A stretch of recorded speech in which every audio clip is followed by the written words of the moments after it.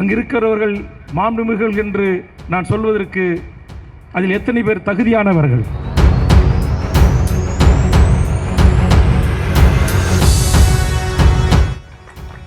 நான் நினைத்திருந்தால் திமுக தலைமையிலான கூட்டணியில் தொடர்ந்திருக்கலாம். இன்றைக்கு அந்த கூட்டணியின் ஊடாக நான் வெற்றி பெற்றிருக்கலாம். மீண்டும் நான் சட்டமன்ற உறுப்பினராக பதவியை பெற்றிருக்கலாம்.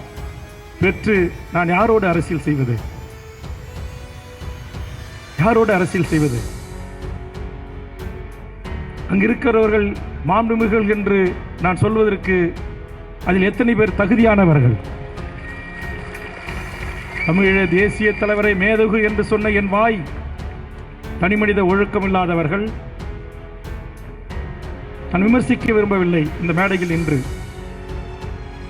ஆனால் இன்றைக்கு அவர்களை குறித்து செய்திகளும் பத்திரிகை ஊடகங்களில் வருகின்றதை பார்க்கின்ற போது இந்த மாவீரர்களுடைய அந்த லட்சிய கனவுதான் எனக்கு சொல்லியது, சகோதரனே, நீ உன் தமிழீழ தேசிய தலைவரை உயிராய் நேசிக்கிறாய்.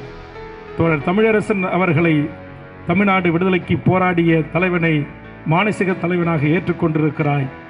புலவர் கள்ளி பெருமாள் போன்ற போராளிகளை குறித்து பேசி வருகின்றாய். இப்படிப்பட்ட நீ இந்த தேர்தலில் போட்டியிட்டு இவர்களோடு சேர்ந்து பணியாற்ற வேண்டுமா என்று அந்த மாவீரர்களின் ஆத்மா என்னை கேள்வி எழுப்பியது. ஆதலால் தான் நான் இந்த தேர்தலை போட்டியிடவில்லை.